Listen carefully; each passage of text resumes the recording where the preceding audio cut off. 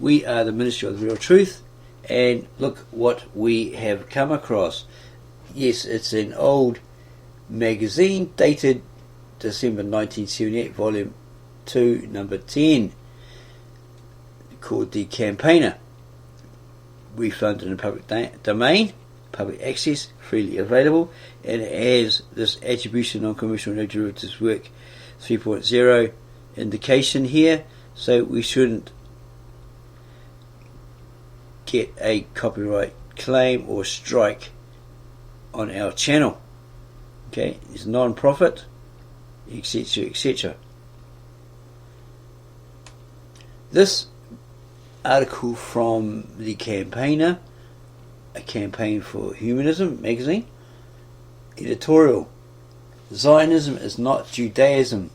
Many reacted to the horrors of Jonestown, Jim Jones, etc., by recalling the Masada suicide complex familiar to students of current Israeli developments. Over the last several years, the world had been brought to the verge of general nuclear war again and again by events in the Mid-East, and it is the psychotic leadership of Israel and its backers in the international Zionist lobby who are responsible for threatening not only the population of Israel but the whole world. For related reasons, it is urgent that American Jews begin to dissociate themselves from the criminal and treasonous embodiments of the Masada policy.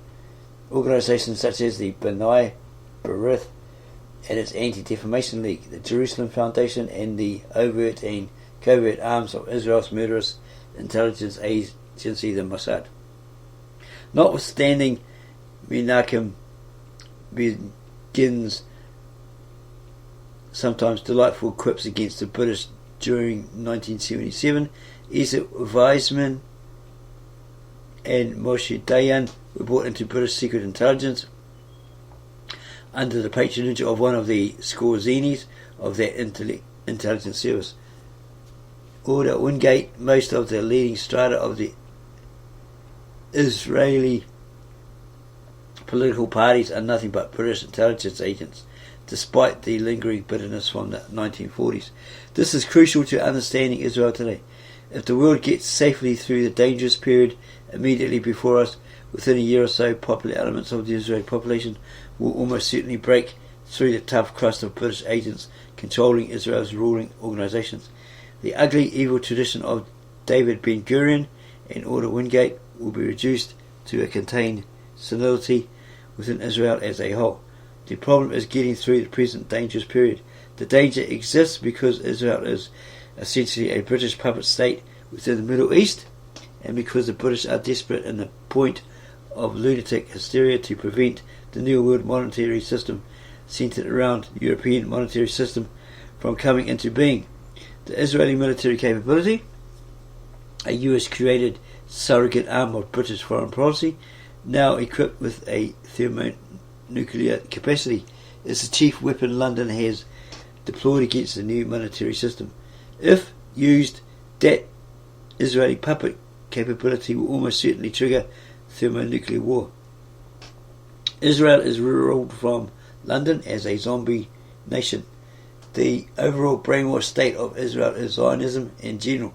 London manipulates Zionism internally by a combination of means.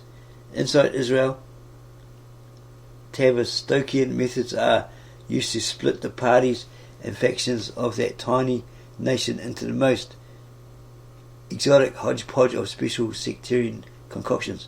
By playing on this Hobbesian frenzy, using the leverage of outside, controlling support conduited through international Zionist organizations, London can ordinarily set Israel onto any policy course London desires, and can wreck any Israeli leader who tries to adopt a policy of national interest contrary to London's whims. Zionism itself is not the true source of the Israeli problem today. Zionism is the state of collective psychosis through which London manipulates most of international Jewry. If international Jewry were significantly freed of the grip of the Zionist psychosis, Israel would cease to be a puppet of London. Then the problems of the Middle East could be resolved in the interest of Jew and Arab alike. Zionism is a hideous doctrine, a cult in the strictest, most rigorously restricted usage of that characterization. It ought to be opposed merely on the grounds that no human being's mind should be destroyed in the way that Zionism degrades its individual cultist. Worse, Zionist cultism is among the most important of the levers through which British criminality and miscalculation are plunging the world towards a war in which both Israel and the United States would be destroyed as nations, all for the most worthless, most contemptible of causes. The impassioned sophistry which the Zionist demagogue offers to all foolish enough to be impressed with such hoaxes is the Holocaust thesis, that the culmination of the persecution of the Jews in the Nazi Holocaust proves that Zionism is so essential to Jewish survival that any sort of criminal activity is justified against anti-Zionists in memory of the 6 million. This is worse than sophistry. It is a lie.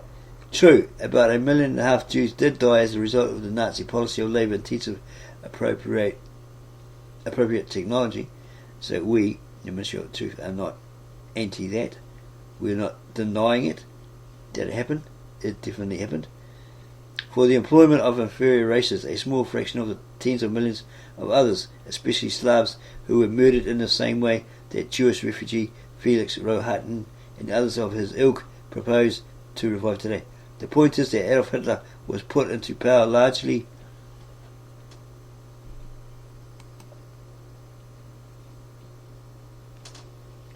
on the initiative of the Rothschilds, Warburgs and Oppenheimers, among other Jewish and non-Jewish financial interests entered in the City of London. Their support for Hitler during the 1930s and sometimes later was based on the same policy that the same financial interests are pursuing through the likes of Rohatyn today. Remember, this is a very old article, 1978.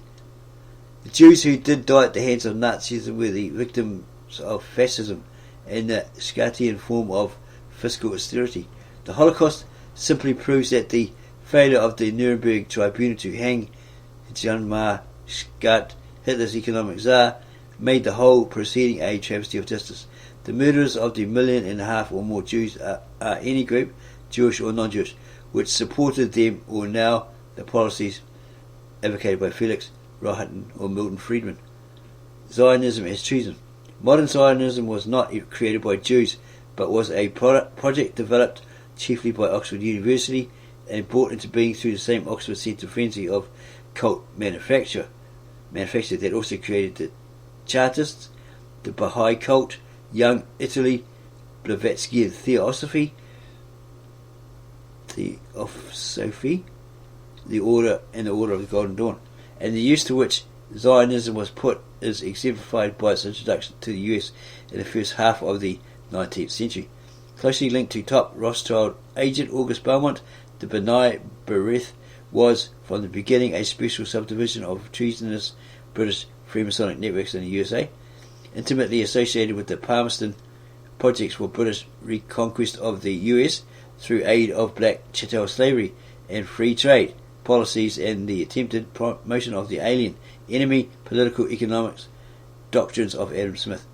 From then to now, the B'nai B'rith has been a treasonous conspiracy against the United States, working in the interest of the United States' most consistent and most dedicated adversary, Great Britain, and the oligarchic interest centered around the British monarchy and ISIS-centered cultism. Since the dawn of history, as a series of articles in previous issues of the Campaigner has demonstrated, all mass-oriented forms of political intelligence operations have been mediated under the auspices of either religious or quasi-religious cults.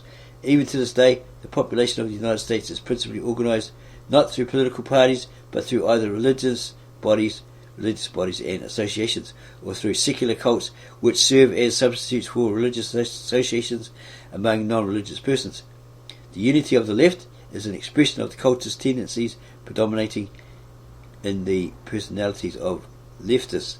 The church may be separated from the state, but the state is in no real sense separated from the church. Through Protestant groups controlled through the machinery of the British intelligence-run World Council of Churches. The US branch is the National Council of Churches.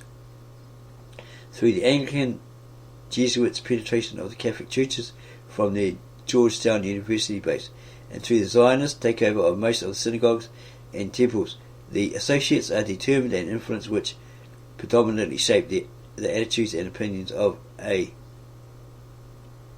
majority of the population. The aspect of religious associations which must be most emphatically examined to discover the way in which that control is exerted is the social activities either conducted by or associated with religious bodies. This is not to suggest that religious bodies should not have the right to conduct what might be termed social action. It is to insist that the characteristic world outlooks and commitments reflected in social action program provides the most efficient insight into the way political outlooks of the electorate are being shaped. The B'nai B'rith is the most evil and most dangerous of the social action programs associated with religious bodies in the United States today, as the US Labour Party has had reason to note. At the top levels of corporate and government power, the Order of Malta and other evil arms of British intelligence are often more important in the criminal operations deployed against the Labour Party than the Zionist lobby as such. However, in the deployment of illegal black operations, such as Zbigniew Brzezinski's fist and sweep operations, it is only the B'nai B'rith's Anti-Defamation League which is able to consistently deploy the manpower and depth for tightly coordinated surveillance and harassment of local organisations and members of the Labour Party. The ADL is literally the Gestapo of British secret intelligence in the urban centres in the United States. No other social action complement to a religious association is so consistently, so profoundly evil. The problem among Jews is ancient. The B'nai B'rith today resurrects the traditions of the Jews who demanded the crucifixion of Christ. The Jews who pleaded with Nero to launch the Holocaust, it's a small sacrifice in the Aramaic, right, against the Christians. These ISIS cult-linked moral imbeciles are the modern resurrection of the degraded creatures who were the chief enemies of the great Jewish humanist Philo and of Christ, St. Peter and St. Paul throughout the Hellenic regions. It's the Greek-related regions. Since we know the New Testament is not a collection of myths, since we know the crucial eyewitness and otherwise authoritative complements to the New Testament and writings of Philo, we do not speak lightly in referring to ancient precedents. We know that Zionism today is a parody more hideous than what it imitates from the most evil period of Ptolemaic Egypt and the Roman Empire. You cannot be a Zionist and also be a Jew. The Method of Philo Judaeus to Free the Jews from the Cult of Zionism by Robert Dreyfus. The modern state of Israel, perched dangerously close to national suicide, would in its present form seize Philo Judaeus of Alexandria, where he lived today, with grievous and profound sorrow. The Zionist high priest of Israel, Philo would instantly recognize, are nothing more than a poor imitation of the 1st century AD fanatic zealots, who, like a band of programmed automatons, brought the monstrous wrath of the Roman army crashing down on Jerusalem. With no exaggeration, Israel today is a state whose sole purpose is an unblinking dedication to mass national suicide. It is a task of utmost urgency that we and our allies join together to rescue the good people of Israel from the grip of the Zionist death cult. It is well known that the state of Israel is in possession of an arsenal of atomic and thermonuclear weapons. Leading Israeli spokesman Moshe Dayan and former President Ephraim Katzer have stated publicly that the government and army in Jerusalem are prepared under conditions of battle to employ this arsenal against the neighbouring states. Yes, they would blow away the Arab territories with those weapons. They would get rid of them altogether, as would probably the Arab nations, the extremists, etc., if they got hold of those same weapons. They would blow Israel away off the planet. That's their whole ideology. The Terrifying implications of this policy, which is widely known to be Israeli strategic doctrine under General Dayan, is not lost on the population of Israel. Every Israeli citizen knows, in the very bottom of his heart, that such doomsday weapons may be unleashed in another war, targeting Arab centres of population and industry and the oil-producing areas of the Persian Gulf. And every Israeli citizen also knows that if such weapons are employed, the nuclear annihilation of Israel will be the immediate result. Under no conceivable circumstances can such a policy of thermonuclear war on the part of Israel be justified in the strategic sense. All of Israel's neighbours, Egypt, Syria, Jordan, Lebanon, with the implicit backing of Saudi Arabia and the entire Arab League, emphatically including the PLO, Palestinian Liberation Organisation. Don't know if that is still around. I think that ended. It's all over. Are ready to conclude a permanent peace with the State of Israel on the basis of an Israeli withdrawal to the borders of 1967 and the establishment of a Palestinian state on the occupied West Bank and Gaza. Unless initiated by Israel itself, absolutely no threat to the existence of the Israeli state will develop. Yet Israel persists in a pattern of threats and provocation to the Arabs, to the governments of West Germany and France, to the socialist countries, and in a different sense to the United States itself. The looming result of this pattern of policy actions by Israel is the eruption of nuclear Armageddon in the Middle East. The fact that the population of Israel tolerates leadership that is clinically insane is the result of a cumulative brainwashing by the cult of Zionism. The Zionist priests of death have injected their followers with a concoction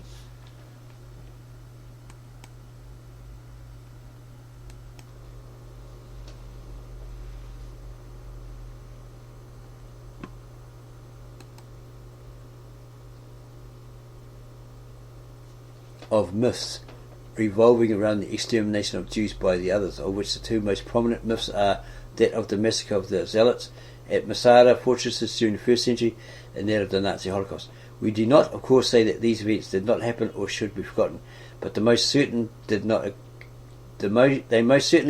occur as Zionist historians would have us believe. In both cases, the cause of the slaughter was a deliberate killing of Jews by Zionists. Unless the simple fact is understood, Israelis and Jews generally cannot be freed of their adherence to the Zionist cult. In Masada today, the facts of these cases will be presented below. First, however, we must examine the problem from the standpoint of current Israeli policy. The settler founders of the State of Israel in the period after World War II were not, except for a tiny handful of Zionist elite, aware of the strategic political importance of Zionism and the Israeli state in the overall design of British imperial policy. But these settlers who enlisted in the underground Haganah and other Zionist militia during and after the war were a carefully selected raw material for the construction of the time bomb now called Israel. During the 1950s, at the height of the Cold War, under the guidance of Prime Minister Ben-Gurion, Moshe Dayan, Shimon Peres and Yigal Yadin, Israel began an active policy of seeking to develop its nuclear option. This policy coincided with the promulgation of the doctrine of limited nuclear warfare and theatre of nuclear war by Dr. Henry Kissinger and James Rodney Schlesinger at the behest of London's Royal Institute for International Affairs, RIIA, and the London International Institute for Strategic Studies, IISS. For these gentlemen, the State of Israel was test tube-like to become the first live model of the effects of a regional nuclear war. In 1857, with the aid of Zionist French circles and British intelligence, Israel acquired a nuclear weapons research facility at Dimona. With the construction of the Dimona nuclear facility, Ben-Gurion and Dayan began to wage a factional battle within the Israeli military and scientific establishment for the hegemony of an active nuclear defense policy. In 1960, The entire membership of the 7-person panel of the Israeli Atomic Energy Commission resigned in protest over the horrifying and suicidal implications of tiny indefensible Israel developing an atomic weapons capability. Within the Israeli establishment, important traditional Zionist factions were purged, apparently including the former Defence Minister Pinhas Labon and other elements allied to him. While the internal battles raged among the Zionist elite, British intelligence unleashed a two-phase effort to create the proper psychological climate within the Israeli population for the assimilation of an Israeli doctrine of national nuclear suicide. First, beginning in 1955, General Yugal Yadin, an archaeologist, intelligence agent in the best British tradition, began the excavation of the death cult monument of Masada, leading a team from the Hebrew University and Israel Exploration Society with the official support of the Israeli Defense Force. Yadin, who was a former chief of staff of the IDF, had resigned his commission in 1952 and travelled to London to prepare for the Masada dig. The financing of the Yadin mission came from James A. D. Rothschild.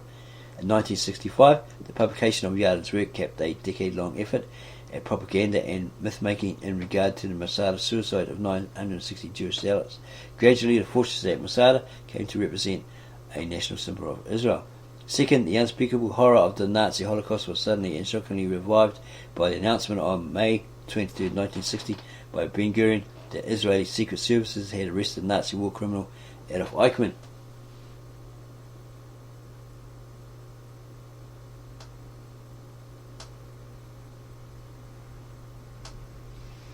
Dying with dignity. My Lord follows. It is evident that daybreak will end our resistance, but we are free to choose an honourable death with our loved ones. This our enemies cannot prevent, however earnestly they may pray to take us alive. Let us do to each other an ungrudging kindness, preserving our freedom as a glorious shroud. Let us deny the enemy their hope for pleasure at our expense, and without more ado leave them dumbfounded by our death and awed by our courage. Jewish zealot leader Eliezer ben Yair, to the 960 who committed suicide at Masada, quoted in Jonestown and Masada, suicide or martyrdom in the December 1, 1978 Baltimore Jewish Times. Jones, the father, had called his flock together and told them it was time to depart for heaven. The words kept coming over the camp's loudspeakers. There is great dignity in dying. It is a great demonstration for everyone to die. And then the final word, repeated 6 times. Mother, mother, mother, mother, mother. From a description of the suicide of over 900 people at Jonestown in Guyana in the Suicide Call, November 1978. For almost 2 years, the population of Israel was assaulted by memories in the form of testimony at the trial itself and historical accounts of the Holocaust, in the words of H. M. Sakar in the History of Israel. And there's more information in there.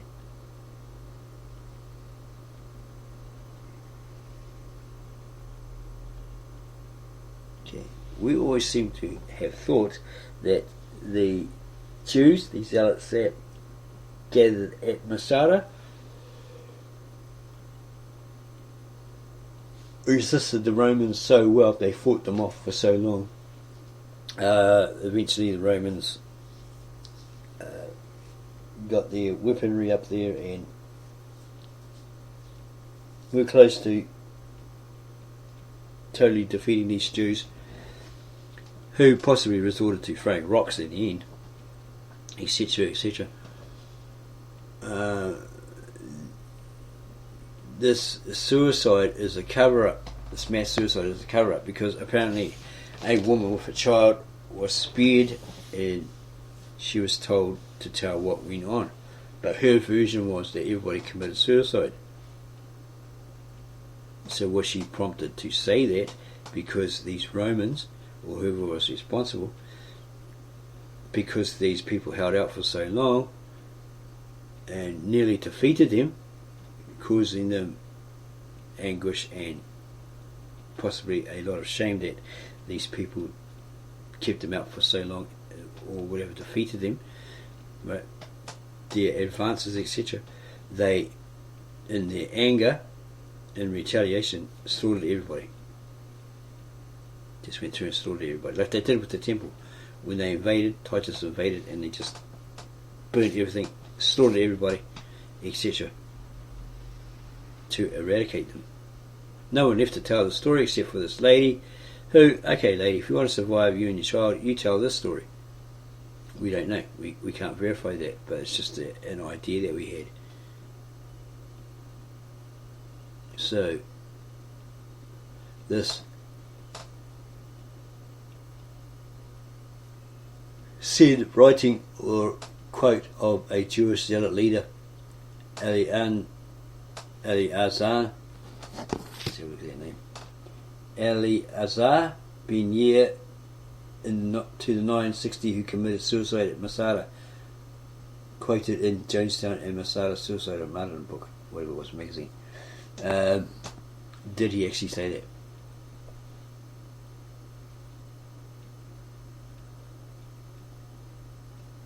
Was Jim Jones using that, or just saying that's what was said, or somebody to that nature?